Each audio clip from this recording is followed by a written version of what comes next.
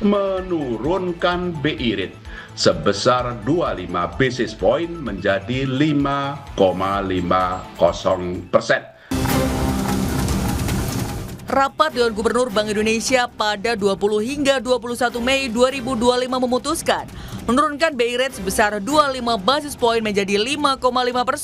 Suku bunga deposit facility sebesar 25 basis point menjadi 4,75% dan suku bunga lending facility sebesar 25 basis point menjadi 6,25%. Memutuskan untuk menurunkan BI rate sebesar 25 basis point menjadi 5,50%, 5,5%.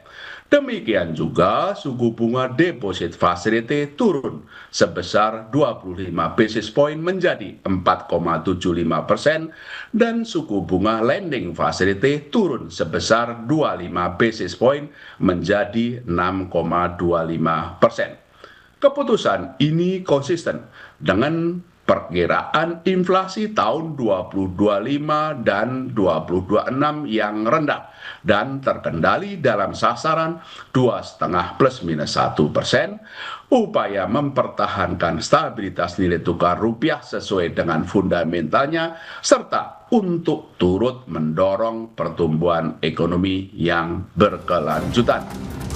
Bank Indonesia akan terus mengarahkan kebijakan moneter untuk menjaga inflasi dan stabilitas nilai tukar rupiah dengan tetap mencermati ruang untuk mendorong pertumbuhan ekonomi sesuai dinamika perekonomian global dan domestik.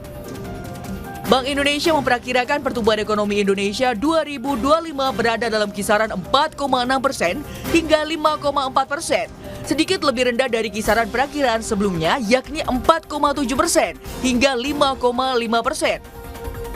Dalam upaya penguatan stabilitas nilai tukar rupiah, Bank Indonesia melakukan intervensi non-deliverable forward atau NDF di pasar luar negeri, serta transaksi spot dan domestic deliverable forward atau DNDF di pasar sekunder.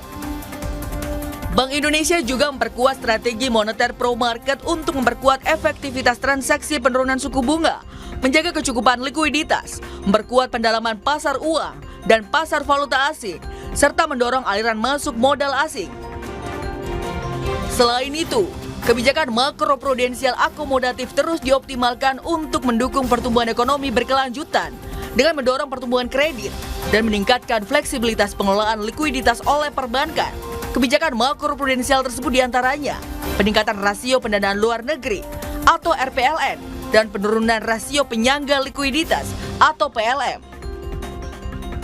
Untuk kebijakan sistem pembayaran akan diarahkan untuk turut menopang pertumbuhan ekonomi, khususnya sektor perdagangan dan UMKM melalui perluasan akseptasi pembayaran digital, serta penguatan infrastruktur dan konsolidasi struktur industri sistem pembayaran. Selain itu, Bank Indonesia juga terus memperkuat sinergi kebijakan dengan pemerintah untuk menjaga stabilitas dan mendorong pertumbuhan ekonomi yang sejalan dengan program Asta Cita pemerintah. Sinergi kebijakan dengan Komite Stabilitas Sistem Keuangan atau KSSK juga diperkuat untuk menjaga stabilitas sistem keuangan dan mendorong pertumbuhan ekonomi.